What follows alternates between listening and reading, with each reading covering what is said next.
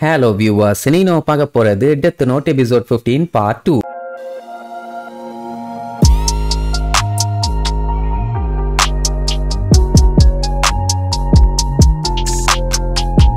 Open பண்ணா போன episode எல்லோட பேரை ஒரு வழியா நம்ம மீசா பார்த்துட்டா. இனி இவன் பேரை கேட்டுட்டு எப்ப இவனுக்கு சங்கூதனுன்னு முடிவு பண்ணி ஊதிர வேண்டியதுதான் அப்படின்ட்டு லைட் மீசாக்கு கால் பண்ணுவான். ஆனா சவுண்ட் பாத்தீங்கன்னா பின்னாடி இருந்து வரும். இவ போனதா அந்த பக்கம், என்ன இந்த பக்கம் சவுண்ட் கேக்குதுன்னு திரும்பி பார்த்தா போனு எல்லுகிட்ட இருக்குது. போன் அட்டன் பண்ணி அலாவ் யாருங்க, நான் வருத்தப்படாத வாலிபர் சங்க கைப்புள்ள பேசுறேன்னு பேசிட்டு இருப்பான். செல்போனை கீழே போட்டு போயிட்டாங்க போல அப்படிங்கிற மாதிரி சொல்லி பயங்கரமா கிண்டல் பண்ணிட்டு இருப்பான். ஆக்சுவலா அவனோட கைவரிசையை காமிச்சு வேணும்னே வீம்புக்குன்னே மீசா கிட்ட இருந்து போன் ஆட்டைய போட்டிருக்கான். நம்ம பையன் பயங்கரமா கடுப்பாயி அறிவு கட்டவன் வேணும்னே பண்ணிட்டு எப்படி தெரியாத மாதிரி நடிச்சுக்கிட்டு இருக்கான் பாரு. டேய் போனை குடுறா, அவகிட்ட கொண்டு போய் கொடுத்துட்டு வந்துடுறேன்னு வாங்கிடுவான். அதுக்கப்புறம் நம்ம பையன் மனசுக்குள்ள சந்தோஷம், ஏ கிறுக்கு முள்ளு மண்டையா, மீசா கிட்ட இந்த ஒரு போன் மட்டும் இல்ல ஏகாப்பாட்டா போன் இருக்குது, அதனால அந்த போனுக்கு கால் பண்ணி உன் பேர் என்னன்னு நான் கேட்க போறேன் அப்படின்னு சொல்லிட்டு போன் அடிக்கலான்ட்டு போனை எடுத்தா அதுக்குள்ள எல்லுக்கு ஒரு கால் வரும். அதை கேட்டுட்டு ஆஹா அப்படியா, அதேதான், ஓ இப்போ ஓகே அப்படின்னு சொல்லிட்டு நம்ம பையனை பார்த்து, தம்பி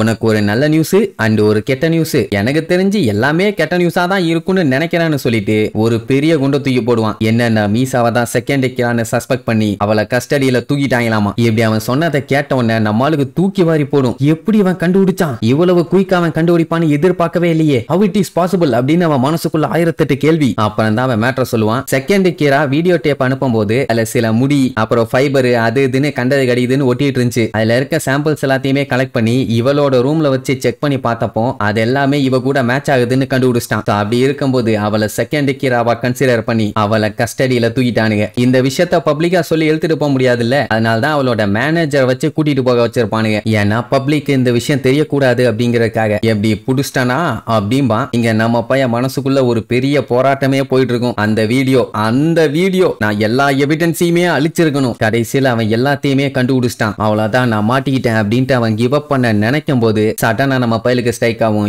இல்லவே இல்ல இப்பதான் சேலஞ்ச் ஸ்டார்ட் ஆயிருக்குது, எல்லே நீயா நானான்னு பாத்துறான்பா. அப்புறம் நேரா எல்லாம் அவனோட ஆபீஸ்க்கு போய் என்னப்பா வட்டாரி அந்த பொண்ணு ஏதாச்சும் சொன்னாலான்னு கேட்பான். ஒண்ணுமே சொல்லலாம்பாங்க. கரெக்டா அந்த இடத்துக்கு ஆபீசர்ஸும் வந்துருவாங்களா. அப்ப மீசாவோட நிலைமையை காட்டுவாங்க. ரொம்ப மோசம், கண்ணு கையை காலுன்னு அவளை அசைய விட்டாம அலேக்கா கட்டி போட்டு வச்சிருப்பான். ஏப்பா இந்த அளவுக்கு பண்ணணுமான்னு கேட்டா இவ தான் செகண்ட் கீரா, இவளால என்ன பண்ண முடியும்னு நமக்கு தெரியாது, அதனால இதுதான் கரெக்டும்பா. ஆக்சுவலா அவ ரூம்ல எல்லா எவிடன்ஸுமே கிடைச்சிருக்குது. நமக்கு இப்ப தெரிய வேண்டியது அவ எப்படி கொல்லுவா, அவளால எப்படி எல்லாம் கொல்ல முடியும், அவளுக்கு உண்மையான கிராவ தெரியுமா இல்லையா, அப்படி தெரிஞ்சா அது யாரு என்ன இப்படி எல்லாத்தையுமே நம்ம தெரிஞ்சுக்கணும் அப்படின்ட்டு வட்டாரி ப்ராப்பரான பிரிகாஷனோட இரு, என்னென்ன பண்ணி வைக்கணுமோ அது எல்லாத்தையுமே பண்ணிரு, எனக்கு எதை பத்தியும் கவலை இல்ல, அவகிட்ட இருந்து இன்ஃபர்மேஷன் வரணும், அதனால விடாம விசாரிக்க ஆரம்பிங்கிற மாதிரி சொல்லிட்டு நான் லைட்டுக்கு கால் பண்ண போறேன். ஏன்னா இப்ப அவன் தான் முக்கியமான சஸ்பெக்ட், அவன் கீராவா இருக்க நிறைய வாய்ப்பு இருக்குதுன்னு சொல்லும் போது அவங்க அப்பாவுக்கு தூக்கி வாரி போடும். அண்ட் மீசா கிட்ட இன்ஃபர்மேஷனை கலெக்ட் பண்றதுக்காக அந்த வட்டாரி கிளவுஸை போட்டுட்டு என்னென்னமோ பண்ணிட்டு இருப்பான். ரெம் இதெல்லாம் பார்த்துட்டு ஐயோ மீசாவை காப்பாற்ற முடியாது போலேன்னு பயந்துட்டு இருக்கும். அப்புறம் என்ன மீசாவை கண்ட மெனி குடும்பப்படுத்தி பார்த்துட்டானுங்க. அவ வாயே திறக்கல. ஒரு 3 நாள் ஆகுது, அவ பேச ஆரம்பிச்சிட்டா.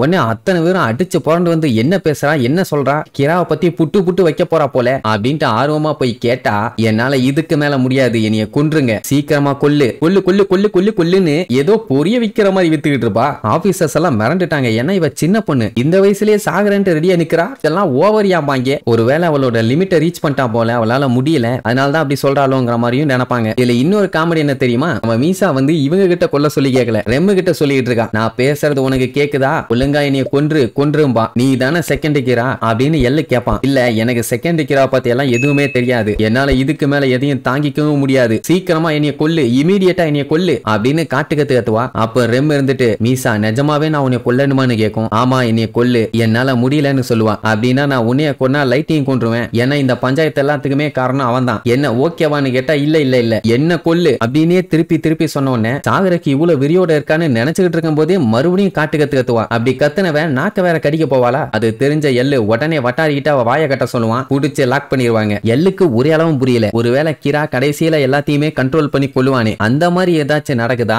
அப்படிங்கிற மாதிரி சொல்லி சிச்சுவேஷன் அங்க ரொம்ப மோசமா போயிட்டு இருக்கும். கட் பண்ணா ரெம் நேரா நம்ம லைட்ட போய் மீட் பண்ணும். என்னப்பா இந்த பக்கம்னு கேட்டா மீசா நல்லா தொக்கா மாட்டிட்டா. அவளை காப்பாத்துறதுக்கு நான் ஹெல்ப் பண்றேன்னு சொன்னேன், ஆனா அவ வேண்டான்ட்டான். ஏன்னா ரெம் அப்படி ஏதாச்சும் ட்ரை பண்ணி அவங்கள கொன்னான்னா கடைசியில நம்ம லைட்டு தான் மாட்டுவான். அவளுக்கு ஸ்பெஷல் பவர்ஸ் இருக்குன்னு நினைச்சு போலீஸுங்க அவளை கம்ப்ளீட்டா லாக் பண்ணி வச்சு கொடுமைப்படுத்திட்டு இருக்காங்க. அவளால தாங்கிக்க முடியாம என்னைய கொல்ல சொல்லிட்டா. அது எல்லாமே உனக்காக தான் அவ பண்ணிட்டு இருக்கா. பட் அவ என்னைய என்னதான் கொல்ல சொல்லி கேட்டாலும் என்னால அவளை கொல்ல முடியாது. அண்ட் அவ கஷ்டப்படுறதையும் என்னால பார்க்க முடியல. இந்த கஷ்டத்துல இருந்து அவளை காப்பாத்தணும்னா ஒரே ஒரு வழிதான் இருக்குன்னு சொல்லும். லைட் இருந்துகிட்டு வேற என்ன, அந்த டெத் நோட்டோட ஓனர்ஷிப்பா அவகிட்ட இருந்து திருப்பி வாங்கணும், அப்பதான் கரெக்டா இருக்குமா. அதுவும் அதே தான் சொல்லும். ஏன்னா அந்த டெத் நோட்டை இனிகாமி அந்த டெத் நோட் யூசர்ஸ் கிட்ட இருந்து அதை வாங்கிருச்சுன்னா அவங்களுக்கு இந்த டெத் நோட்டை வச்சு என்னென்னலாம் மெமரிஸ் இருக்கோ அது எல்லாமே அழிஞ்சு போயிடும். மெயினா கொலை பண்ணாங்கல்ல அது எல்லாமே. அது மட்டும் இல்லாம நம்ம பையன் தான் கிரான்னு சொல்லி அவளுக்கு தெரியுமே, அந்த மெமரிஸ் கூட அழிஞ்சு போயிடும். சொல்ல போனா இதுக்கப்புறம் அவளால ரியூக்குவையும் பார்க்க முடியாது, ரெம்மையும் பார்க்க முடியாது. அதனால இந்த ரெம் என்ன பண்ணிருக்கோம்னா அவகிட்ட தெளிவா சொல்லியிருக்கோம், என்னால உன்னை கொல்ல முடியாது,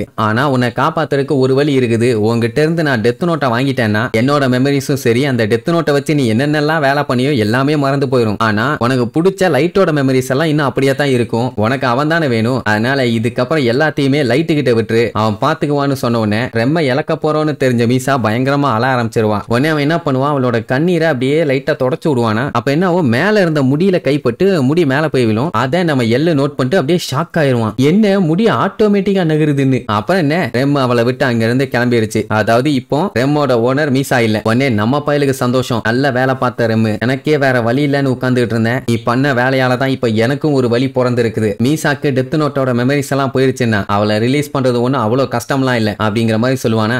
ரெம் என்ன சொல்லும், எனக்கும் இதை பண்ணாதான் அவளை காப்பாற்ற முடியும்னு தோணுச்சு, அதனால பண்ணேன். நீ மட்டும் மீசாவை காப்பாத்தாம ஏதாச்சும் கோக்குமாக்கு வேலை பண்ண டெஃபினட்டா நான் உன்னை கொன்றுவேன்னு ஓப்பனாவே அது சொல்லிரும். ஒன்னும் கவலைப்படாத ரெம், என்கிட்ட இப்போ ஒரு செம்ம ஐடியா இருக்குது. எல்லாம் என்ன பண்ணுவான் ஏது பண்ணுவான்னு எனக்கு நல்லாவே தெரியும். என்கிட்ட பிளான் இருக்குது. இதுக்கப்புறம் உனக்கும் குட் பை சொல்ல வேண்டிய நேரம் வந்துருச்சும்பா. எது எனக்குமான அது ஷாக்கா கேட்கும். சரி இனி இதுக்கப்புறம் நம்ம பையன் ஏதாச்சும் கிரிமினலா பிளான் பண்ணி இந்த பஞ்சாயத்துல இருந்து எஸ்கேப் ஆகுறானா இல்ல எல்லுகிட்ட மாட்டி சிக்கி சின்ன பின்னமாக போறானான்னு அடுத்தடுத்த எபிசோட்ல பார்க்கலாம். டாடா.